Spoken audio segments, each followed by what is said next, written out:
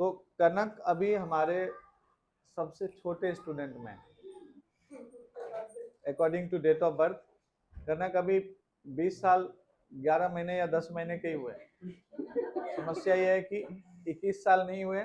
आप लोग हंस रहे हैं, इनके हाथ से वैकेंसी निकल गई। अभी जीडीसी की वैकेंसी कल ही रिलीज हुई है, government degree college Uttar Pradesh. कनक जी 2 महीना या 1.5 महीना छोटे हो गए, यानी 21 साल होता तो कनक उसको फॉर्म को भरते। तो कल दिन भर मेरे साथ अफसोस ही जाता, सर कोई और उपाय है, कुछ अलग लगा दें। ईटा थोड़ी लगा दोगे एज में, ऊपर हो जाएगा, हाइट बढ़ सकती है ना।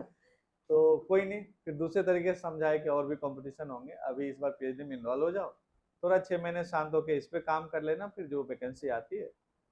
पीएचडी का देखो बच्चों यही है कि बस 2-4 महीने की आप लोगों की दिक्कत होगी। हम कोशिश करेंगे कि एडमिशन उसी हिसाब से सबका हो। जैसे अभी आपके आंख के सामने तो गरिमा जी है ना, आती तो वो भी अपना अनुभव रख देते हैं कि 3 दिन का अटेंडेंस है और पूरे 90% है। इन्हीं दिन वहां रही है, रूम भी अभी तक ना पीजी अलॉट हुआ ना रूम लिया, 3 दिन आराम से रही रिसोर्ट में बढ़िया से, और 90% अटेंडेंस है उनका। पीएचडी सबमिट होने का थीसिस हो जाएगा, प्री पीएचडी जो होता है पहले, तो उसका टेंशन नहीं है। बस आगे आप जॉब प्रिपरेशन और कैसे जॉब में आ जाते हो, एक परमानेंट सॉल्यूशन लेके आते हो, वो मैं पहले प्रायोरिटी रखता हूँ सबके लिए। तो कनक कनक थोड़ा सा विवादित भी है, क्योंकि है ना, कई बार देश का बंटवारा हुआ तो दूसरे देश के लोग भी आए, है ना, पाकिस्तान भारत हो गया, उस पार से भी इस पार आए लोग, नहीं हुआ माइग्रेशन। तो ये सब भी, वो भी कभी कभी हक जता देते हैं कि रहे यहीं के हो, भले देश छोड़ के गए हो। कनक उस विवाद में परेशान कि करें क्या। तो इन सब के बावजूद भी एक्चुअल कोशिश की, और जितनी मैच्योरिटी है उस हिसाब से आप लोगों को कुछ दिन मैथ पढ़ाए भी, हमने यही कहा था कि जितने बढ़िया तरीके से किए। बस होता क्या है कि मेरा अपना अनुभव जो है वो ये कहता है जीवन का, कि आपसे जो चीजें जिस बच्चे से नहीं हो रहा है ना, उससे कभी मत करवाओ। जो वो कर सकता है उसमें टॉप करवा दो, उसके जैसा कोई ना करे। खुद के लिए भी यही रखा हूँ जीवन, कि जो तुम कर सकते हो बस यही सोचो कि ऐसा कोई तो नहीं है मेरे इर्द गिर्द पूरे इंडिया में, ऐसा करें। और जो नहीं कर सकते हो उसमें बहुत ज्यादा ये करके, क्योंकि कंपटीशन तो 2-3 घंटे का रिजल्ट दे देगा, वो खेल है, उसमें ये नहीं कि आप सीखने बैठोगे वहां। अब देखिए कनक, अभी एग्जाम्पल संगीता जी ने बताया कि हमने उस सेक्शन को मैं पहले ही अलर्ट करके भेजा था। क्योंकि 6-7 दिन पड़ी थी, वो बीएड का एग्जाम चल रहा था, बहुत सारी चीजें एक साथ थी। उधर मेरा भी थोड़ी जिम्मेदारी हो गई थी कि एक जने तो कोई जाए, कोई पूछे कि भाई सर किधर लेटे हुए हॉस्पिटल में, क्योंकि मैं सिंगल व्यक्ति था जिससे कोई मिलने नहीं आया 25 दिन में। बाकी दिन भर डांट ही सुनते थे गार्ड से, बाहर चलो सब, कहाँ से आ गए सब, यहीं बैठे रहोगे। तो कनक जो है मैथ आप लोगों को पढ़ाए, डीआई भी सिखाए, और अपना अनुभव बताएंगे कि मैं सर जब परफॉर्मेंस कर रहा था तो सबके सब गलत हो गए, इस वजह से नहीं तो 80% प्लस मेरा स्कोर और अच्छा होता। जेआरएफ हालांकि ये हैं, लेकिन वही जो बोलता हूँ ना कि युद्ध भूमि में वही बेहतरीन कर सकता है जिसकी जिसकी एक्सपर्टीज होगी उस फील्ड। नौ सीखिए वहां जाकर के, हो सकता है कि दूसरा बटन दबा दे, अपना ही सेना उलट गया, बंदूक घूम गया इधर, स्कोर नीचे आते हैं। जिसके लिए मैं हर बैच में शुरू से, तो ऐसा था नहीं कि मैं पढ़वाना नहीं चाहता, ये बोलता हूँ। अच्छा, जो बच्चे मेरे उसी फील्ड के हैं, जैसे बैंक पीओ देते देते नेट में आए, एसएससी दे रहे, तो उसको बोलता हूँ तुम सबसे पहले मैथ डीआई करना, तुम्हारा वो हथियार। तुम मैथ डीआई ये सब लॉजिकल रीजनिंग रीजनिंग ये सब करके पहले 30 क्वेश्चन सेव कर लेना, उसके बाद तुम इधर रिसर्च टीचिंग एप्टीट्यूड में जाना, क्योंकि उसका वो हो सकता है वीक हो जाए। दोनों के लिए दो स्ट्रेटजी हो। तो कनक ने भी किया, और हालांकि जेआरएफ हैं, ये ईश्वर की और इनके मेहनत का परिणाम है, लेकिन स्ट्रेटजी थोड़ा सा को लेकर के ये कभी कभी होते हैं। और अपना अनुभव बताएं कि कैसे दिल्ली आना हुआ शॉर्ट में, और कहीं फंसे तो क्या नाम लेंगे, आप ऐसे ही बोल देंगे कहीं फंसे थे। फिर उसके बाद जो है सो यहाँ आए। हाँ कनक बताएं, थोड़ा अपना अनुभव बताइए। ठीक है, नमस्ते स्टूडेंट्स। हम्म, यहीं से बताना है। बिल्कुल बिल्कुल, आप अपनी बात रखिए पूरी।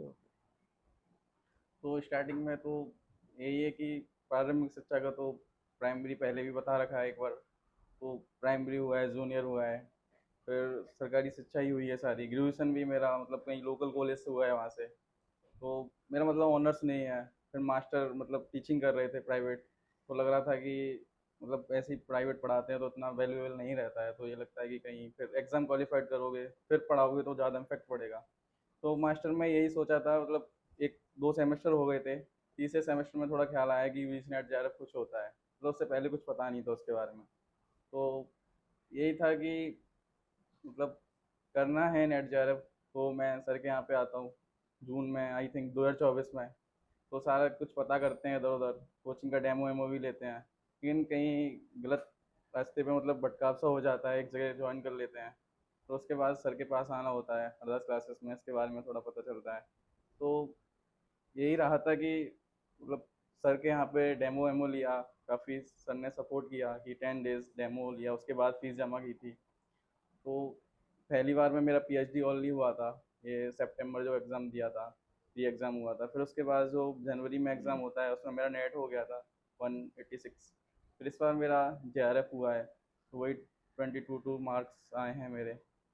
और तो एमए का रिजल्ट आ गया आपका? जी जी अभी इसी बार आया? जी जी, मेरा पीरिंग में ही मतलब नेट हुआ था, और अभी फोर्थ सेमेस्टर का रिजल्ट भी आ गया जून में।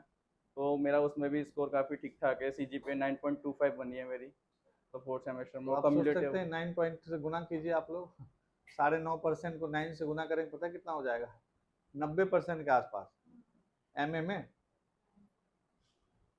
जो दोनों मिला के आए तो थोड़ा सा समझ रहे हो इतना। तो एमए भी 90% के आसपास स्कोर है, और इसमें भी जेआरएफ कर ही लिया कनक ने। तो अपियरिंग ये भी है, और वही है कि स्ट्रेटजी लड़खड़ाने के बावजूद भी अच्छा स्कोर था सब्जेक्ट में, और इधर तो जेआरएफ आ गए। अदरवाइज एग्जाम में परेशानी किसी को भी हो जाती है। कोई नहीं, आने वाले बच्चों से क्या कहना चाहेंगे, कैसे फर्स्ट और सब्जेक्ट दोनों को एक लाइन में की तैयारी करें? जी, जो यही मतलब सजेस्ट दूंगा, फर्स्ट पेपर में तो जैसे 10 यूनिट हैं, तो जैसे मेरा मैथ ठीक ठाक है, मतलब टीचिंग के लिए भी पढ़ाया है, तो डीआई हो गया या मैथमेटिक्स के क्वेश्चन आते हैं, लॉजिकल रीजनिंग के थोड़े रहते हैं, और रीजनिंग के भी रहते हैं। तो मैं यही कहूँगा, अगर टाइम मतलब ज़्यादा हो रहा है तो मतलब छोड़ दीजिए डीआई को, ज़्यादा प्रायोरिटीज मत दीजिए, क्योंकि उसमें हमारा समय स्पेंड होता है। इस बार भी मेरे साथ वही घटना घटी कि मैं डीआई को 15 से 20 मिनट लेके मतलब चला, लेकिन फिर उससे सॉल्व नहीं कर पाया, इसलिए मेरा टाइम मतलब ज़्यादा कंज्यूम सारे हो गया गलत हो उसमें। गए। जी जी। और जबकि मेरा डीआई ठीक ठाक है, तब भी मेरे पाँचों के पाँचों गलत है, मतलब एक भी तुक्का भी ठीक नहीं गया। और तो मतलब टाइम ले जाता है काफ़ी। मैं यही कहूँगा जिसमें हमारा ज़्यादा कमांड हो सकता है, जैसे हम आर्ट्स फैकल्टी के होते हैं, ठीक है, बीए किया है फिर मास्टर किया है, तो मैथ पर उतना कमांड नहीं होता है। तो आई थिंक यही बोलूँगा कि रिसर्च हो गया, टीचिंग हो गया, कम्युनिकेशन हो गया, आईसीटी हो गया, इन पे ज़्यादा अगर फोकस किया जाए, उसे थोड़ा रोके रखा जाए, तो इधर भी अच्छा स्कोर किया जा सकता है फर्स्ट पेपर में ही। चलिए, बहुत बहुत धन्यवाद कनक। लास्ट में यही कहूँगा सेकंड पेपर के लिए कि मतलब कंटेंट ज़्यादा नहीं है ये नहीं मायने रखता, मतलब सीमित हो पर ऑथेंटिक हो। जैसे सर के नोट्स हैं तो काफ़ी मतलब बहुत ठीक ठाक हैं, अगर उनसे ठीक ठाक किया जाए तो बहुत अच्छा हो सकता है। और दृष्टि पब्लिकेशन का काफ़ी एक बुक है, वो अच्छा है, मतलब पॉलिटिकल साइंस के लिए। मतलब भटकना नहीं है, ज़्यादा कंटेंट पे वो नहीं करना है, मतलब वहीं सीमित रहना है, वहीं कंसंट्रेट करके पढ़ना है, और फिर सारा कुछ ठीक ठाक हो सकता है। वही चलिए ठीक है।